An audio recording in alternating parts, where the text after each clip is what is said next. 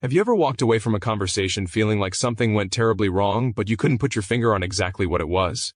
Like the words came out, the sentences made sense, but somehow the other person ended up hurt, defensive, or completely shut down. And now there's this cold silence between you, this invisible wall that wasn't there before. And the worst part is you genuinely didn't mean for any of it to happen. That feeling. That's what we're talking about today, because here's what most people don't realize. The thing destroying trust in your toughest conversations isn't what you're saying. It's one specific communication mistake that almost nobody catches in the moment, and once you see it, you cannot unsee it. Before we go any further, if you already know that your communication patterns are costing you relationships, costing you peace, costing you the closeness you actually want, there is a program linked down below in the video description that can help you transform this faster than trying to figure it out alone. People who have gone through it describe it as the thing they wish they had years ago, but we'll come back to that. Right now, let's get into the truth. Picture this.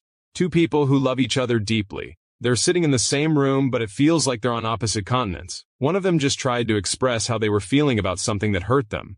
They chose their words carefully. They waited for the right moment. They even kept their voice calm. And somehow, within 30 seconds, the other person is now defending themselves, and the original pain never even got addressed. Sound familiar? This happens millions of times every single day. In relationships, in friendships, at work, between parents and children, between partners, between people who genuinely care about each other. And the reason it keeps happening is because of one deeply misunderstood communication mistake called fixing before feeling. Here's what that means. When someone comes to you in pain, in frustration, in vulnerability, your brain immediately wants to solve it. It wants to offer a perspective, explain the situation, clarify your intentions, or point out where they might be getting it wrong. That impulse feels helpful. It feels logical. In your mind, you're trying to make it better, but to the person in pain, it feels like something completely different. It feels like being dismissed. Think about a moment in your own life when you tried to share something that was deeply bothering you, maybe something you had been carrying alone for a long time. You finally worked up the courage to bring it up, and the response you got was something like, "Well, actually, I didn't mean it that way." Or, "You're overreacting," or even, "Here's what you should do about it." And suddenly you felt 10 times worse than before you even opened your mouth. That's what happens when someone jumps to fixing before they acknowledge feeling. And the devastating part is they probably thought they were helping you. This is not about bad intentions. This is about a broken pattern that most of us were never taught to recognize. We grew up watching the adults around us communicate this way. We absorbed it, we repeated it, and now we're doing it in our most important relationships without even knowing it. Here's where it gets even deeper. When you skip over someone's feelings and go straight to explaining or solving, your nervous system is actually the one in control. Not your empathy, not your love for that person. Your nervous system is flooded with a subtle threat signal because conflict feels dangerous. So it pushes you into defense mode disguised as helpfulness. You think you're being rational. You think you're being calm, but you are actually protecting yourself, not connecting with them. Studies in interpersonal neuroscience have shown that when someone feels emotionally unheard, the brain's threat response stays activated. Conversation becomes impossible. Logical thinking shuts down. And every word you say after that point, no matter how reasonable it is, lands like an attack. You could be saying the kindest words in the world and they would still feel like ammunition. This is why so many people say things like, "It doesn't even matter what I say, they always get defensive," or "I try to explain myself and it just makes things worse." It's not that communication is impossible with this person. It's that the sequence is wrong. The sequence is everything. Think of it this way. Imagine someone is standing in front of you with their hands on fire. You would not hand them a glass of water and start reading them instructions on fire safety. You would first acknowledge the fire. You would say, "I see it. I see the pain." And then, and only then, would anything else be possible. The feeling must be witnessed before any solution has a chance of landing. People who have learned to do this, people who have made this one shift in their communication, describe it as watching walls just melt in front of them. Conversations that used to end in 3-day silences now resolve in under an hour. Relationships that felt like they were on the edge of breaking started rebuilding almost overnight. One person described finally being heard during an argument for the first time in what felt like forever, and they said it felt like being handed oxygen they didn't even realize they had been starving for. That's the power of this. Not because it's complicated, because it's the exact opposite of complicated. Because it's so simple that the mind almost dismisses it as too small to matter. But the cost of not doing it, the cost is massive. Think about how many conversations you have replayed in your mind after they went wrong. How many times you rehearsed what you would say, and it still didn't go the way you hoped. How many times you said the right words, but something in the energy created distance instead of closeness. How much mental and emotional space those unresolved conversations are taking up right now. That weight, you are carrying it every single day, and it's affecting far more than just one relationship. It's affecting your ability to trust, your ability to be vulnerable, your ability to feel safe enough to actually say what you mean. Because when enough conversations end in pain, you start protecting yourself. You start communicating less. You start editing yourself before you even open your mouth. You start choosing silence over honesty because silence feels safer, and that's when you start losing yourself inside your own relationships.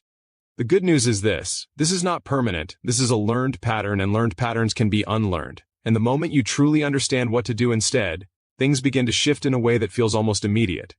Here's the practical truth of what actually works. Before you explain, before you defend, before you offer a solution, you need to acknowledge the emotion the other person is expressing, not agree with their interpretation, not validate every single detail. Just name the feeling out loud. Something as simple as "that sounds really frustrating," or "I can hear how much that hurt you," changes the entire chemistry of the conversation. When a person feels that their emotion has been seen, the threat response in their brain begins to de-escalate.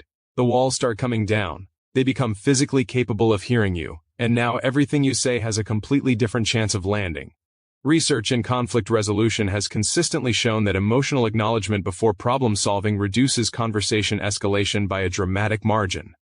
Couples, colleagues, and families who implement this report feeling significantly more understood and connected, even when the actual problem remains unsolved in the moment.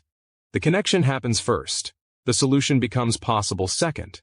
And here's the part that surprises most people. When you acknowledge someone else's feelings first, you don't lose anything. You don't concede. You don't admit wrongdoing. You don't surrender your perspective. You actually gain influence. Because influence in a conversation only exists when the other person feels safe enough to receive it. Now think about what it would feel like to actually have this skill. To walk into the hardest conversations and know exactly what to do. To stop dreading the moments when someone you love is upset. To stop replaying arguments for days afterward. To feel like communication is finally something you're good at, instead of something that consistently leaves you feeling confused and drained. The difference between someone who struggles in hard conversations and someone who moves through them with confidence is not intelligence. It's not emotional perfection. It's simply knowledge of these patterns, practiced until they become automatic.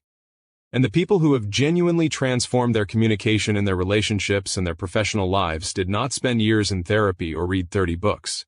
They found the right structure and they applied it consistently. Which brings me to something important. There is a program linked down below in the video description. This program is specifically designed to help you break these communication patterns at the root level and replace them with tools that actually work in real time, in real conversations, with real people. The people who go through it are not people with perfect relationships or perfect circumstances. They are people exactly like you. People who were tired of the same cycles. People who wanted something to actually change. And they did not wait until things got worse before they decided to invest in that change. Here's what I want you to understand about that decision. Every day you wait is not a neutral day. Every hard conversation you have without these tools is another deposit into a pattern that gets harder to reverse the longer it runs. The cost of staying where you are is not zero, it is accumulating quietly. The people who take action now are not people who had it all figured out first. They are people who decided that figuring it out was worth doing. The ones who don't take action will keep watching their relationships erode, wondering why nothing changes, while the answer has been sitting right in front of them. If you are someone who is serious about this, who genuinely wants to stop the cycle and start experiencing what real connection feels like in your hardest conversations, click the link in the description right now. Don't put it in your saved list. Don't tell yourself you'll come back to it. Because the version of you that hesitates is the same version that is already living with the pain you want to leave behind. The version of you that acts is the one who actually gets to experience what's on the other side of it. The wall between you and the connections you want is one shift away. Go find out what that shift looks like for your life.